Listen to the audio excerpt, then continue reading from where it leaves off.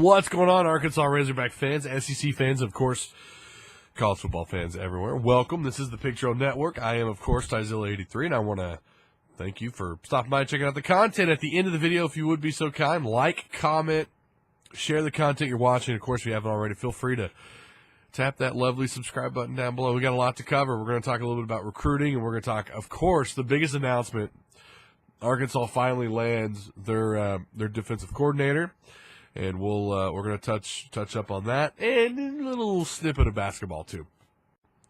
First thing we'll talk about is the Razorbacks finally get their defensive coordinator. It was the defensive backs coach for the Razorbacks a year ago, Mr. Mad Dog Paul Rhoads. That's right, I'm calling him Mad Dog because I imagine his defense is going to just play with like this intensity and this higher level of aggression than what we saw in the last 2 years from this defense. Let's just face it, Rob Smith's defense in 2016, although we've talked more than enough about how bad they were, they didn't play with any passion. They didn't play with any anger. They didn't play, to me, very excited. And when they did, I thought they looked pretty good.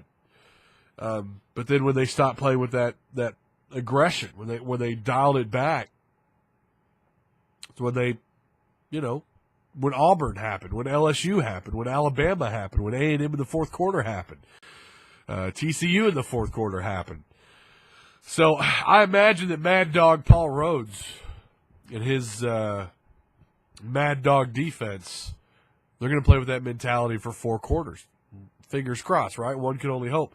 So I've dubbed him Mad Dog Paul Rhoads. It just sounds so cool. Let's just, come on. I mean, Mad Dog Paul Rhoads. I mean, come on. He's got a lot of experience. We've talked about it. Remember I said he was the guy with the most smoke around him. I liked him. I liked him for a number of reasons. He has had coaching experience. He obviously has recruiting experience. He, the things that he did at Pittsburgh were just, astounding when you read what he did at Pittsburgh. And I understand Arkansas and Pittsburgh are 2 different places. You're playing in the very powerful SEC West, although 2016 was kind of a step in the wrong direction for the SEC as a conference. But he has experience in the SEC. He was he coached at Auburn.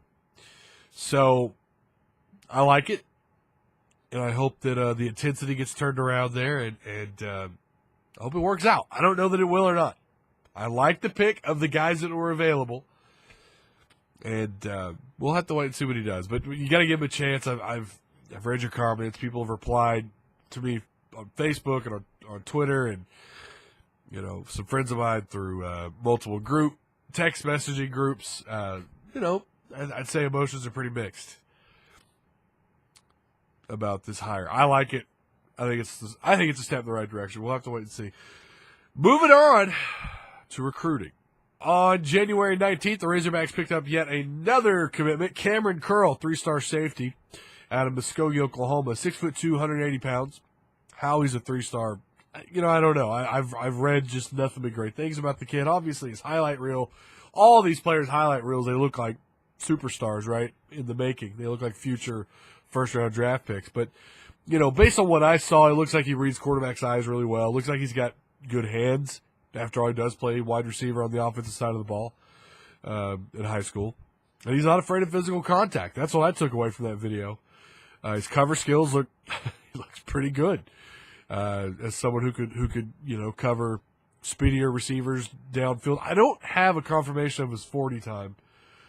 I'd asked a friend of mine. He thought that he read somewhere that he was a high 4.4 guy, a low 4.5, high 4.4. But regardless, he looks pretty fast. Looks like he can cover guys downfield. His offer list, pretty impressive. Nebraska, TCU, Baylor, Ole Miss, Texas, Oklahoma, obviously Arkansas, and a whole bunch of other schools, SMU, Texas Tech, Houston, Cincinnati, list goes on. So Arkansas gets him. Apparently he trolled Oklahoma. He went for the Oklahoma hat, but instead he put on the Razorback hat. So if that's not a high school player trolling a university, I don't know what is. But kudos to Cameron Curl. Good pickup for the Razorbacks. I'm excited to see where he goes at the University of Arkansas. And last but not least, the men's Razorback basketball team, a nice victory on the road at Texas A&M. Boy, they just the Razorbacks owned the state of Texas in basketball this year. Daryl Macon would lead the Razorbacks with 16 points. He would uncharacteristically miss some free throw shots, but hey, nobody's perfect. Razorbacks would shoot 40% from the field, Texas A&M 38%. From three-point range, Arkansas would shoot nearly 44%, Texas A&M 30%. Turnovers, Arkansas would have more, but only by one. 13 turnovers to the A&M Aggies 12. And Arkansas would surprisingly out-rebound a very good rebounding squad, 36-32. A&M, a very good rebounding team. So that's a nice stat to see there that they beat out A&M in rebounds. This is a step in the right way, or a step in the right direction. You're now on a 2-game win streak. They're going to play LSU at home and Bud Walton at 7:30, and then they're going to go on the road and play Vanderbilt on the 24th and Oklahoma State non-conference game on the 28th on the road at 3 p.m. So a chance here to garner some momentum. Arkansas right now is obviously still in the running to make the tournament. They're looking good, so they got to keep doing what they're doing. If they stray away like they did against Mississippi State into the second half against Kentucky, odds are you're not going to make the tournament. So, again, keep doing what they did, especially the final 7 or 8 minutes of this A&M game, and they ought to be all set. But, after all, it is the Razorback, Arkansas Razorback basketball team. So, who knows? Fingers crossed, right? All right, that's it for me. Thank you guys so much for sticking around this long and watching the video. Remember to like, comment, share the content. And if you haven't already, feel free to tap the subscribe button down below. Until the next video, hopefully I'll have some more content out for you next week. Pretty early. I'm going to be out of town this weekend, so I won't be able to make any kind of reaction video to the LSU game. But hopefully before Wednesday, I'll be able to combine the LSU. Well, let's see, when do they play Vanderbilt? 24th. So hopefully by the 25th, I'll have those 2 games. And obviously some recruiting news, too, to report by then. So, all right, that's it. Till next video. Peace.